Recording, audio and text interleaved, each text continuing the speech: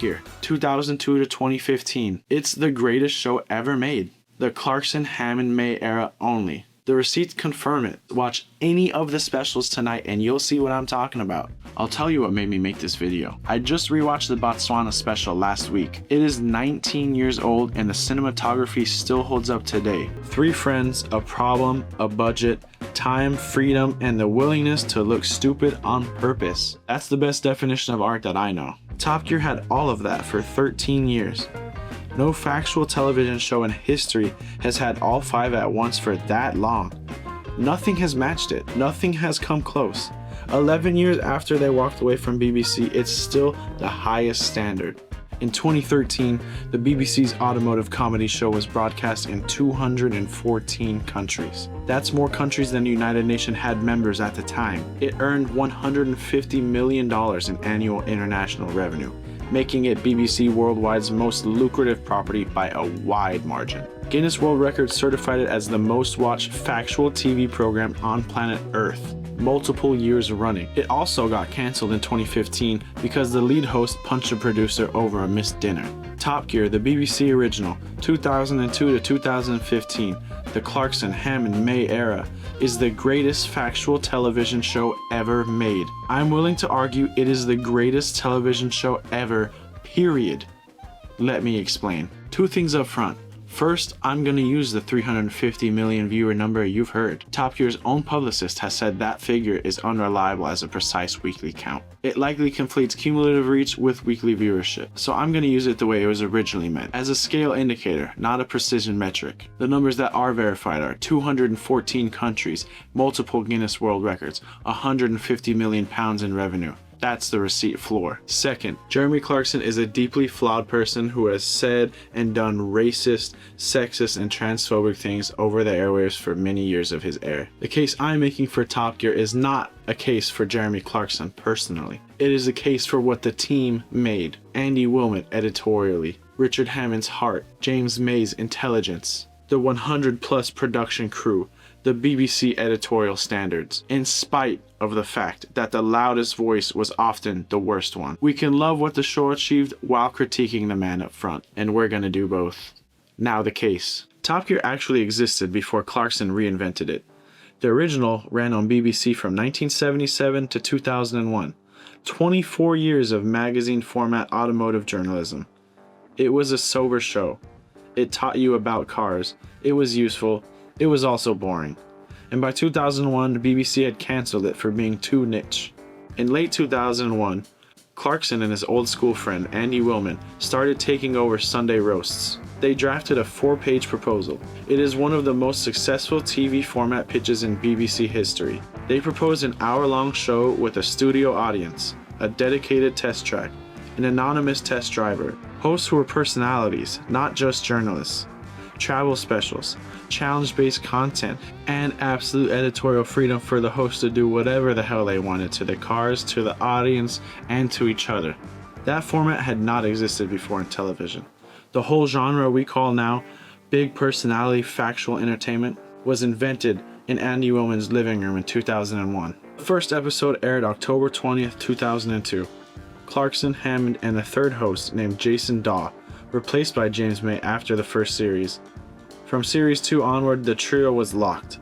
The show ran 22 series and 175+ episodes across 13 years. The chemistry never broke. That alone is rare. Now here's the receipts. Guinness World Records certified Top Gear as the most watched factual TV program, multiple years, 2008 through 2014. Top Gear won the International Emmy 2005 for Best Non-Scripted Entertainment. BBC Worldwide reported approximately 150 million pounds in annual revenue from Top Gear at its peak. In 2014 dollars, that's about 225 million US dollars from a single TV show, from international distribution alone. To put that in scale, at peak, Game of Thrones generated about $200 million annually for HBO. Top Gear was bigger commercially than Game of Thrones was for HBO. Top Gear sold 5 million plus DVD units across the Clarkson era. Top Gear magazine is still one of the highest circulation automotive magazines globally as of this year. 11 years after the trio left, in 2026, BBC Top Gear Classic episodes still draw consistent top 100 streaming numbers on BBC iPlayer. People are still rewatching this show. Here's where Top Gear stopped being an automotive show and became something closer to documentary travel comedy. The travel specials. November 4th, 2007, the Botswana special. Series 10, Episode 4. Each host buys a sub 1,500 pound used car in the UK, drives it 1,000 miles across the Botswanan wilderness, through swamps, deserts, the Matgadi salt pan. That episode is what the show looked like at its peak. Cinematic landscape work, real travel, real friendship, genuine narrative arc with a car as its character. Many fans rank it as the single greatest episode of Top Gear ever made, and they're not wrong. July 25th, 2007, the Polar Special. Series 9, Episode 1. Clarkson and May drive a modified Toyota Hilux to the magnetic North Pole. Hammond rides on a sled pulled by sled dogs. The Hilux became the first car in history to reach the magnetic North Pole, documented and verified by Arctic expedition logs. Production lasted 5 weeks. Temperatures hit minus 40 degrees. Hammond developed frostbite. Clarkson is filmed crying on camera from cold and exhaustion. The honesty of the production is part of what made it legendary. December 28, 2008, the Vietnam Special, Series 12, Episode 8, Saigon to Hanoi on motorbikes purchased in-country for under 1,000 each. Hammond can barely ride. Clarkson buys something Vespa adjacent that almost kills him. They eat local food, sleep in budget hostels, shoot the Vietnamese countryside in golden hour. The cultural integration is genuinely respectful. This episode established the travel special as international cultural document template that became Top Gear's signature. December 30th, 2009, the Bolivia Special. Drive across Bolivia from the Amazon basin to the Pacific. Includes the Yungas Road, the so-called Death Road, considered by many the most dangerous road in the world. Hammond's Toyota Land Cruiser at one point hangs partially over a 4,000-foot cliff. Real footage, real danger. Production stops to extract him. He survives. They kept filming. These specials are why Top Gear stopped being an automotive show. They are travel documentaries with cars. They are friendship documentaries with comedy. They are what television looks like when a production team has the budget, the freedom, the chemistry, and the courage to put real people in real places and filming. Hello and welcome to What's Left of Top Gear. And tonight's programme is not, as I'm sure you've guessed, a normal one. March 4th, 2015, North Yorkshire, the Simonstone Hall Hotel. The crew is filming the Series 22 finale. After a long day, Clarkson and producer Oyson Timon get into an argument about catering. Clarkson wanted a hot meal. The kitchen had closed. Clarkson punched Timon. The strike was witnessed. Timon went to a hospital with a swollen lip and was treated for the assault. He filed a complaint internally with BBC. The BBC suspended Clarkson on March 10th. Public petition for his reinstatement reached 1 million signatures within days, including from Russian Prime Minister Dmitry Medvedev on Twitter. The petition was delivered to BBC by tank, which is one of those details that sounds like comedy but actually happened. March 25th, 2015. BBC declined to renew Clarkson's contract.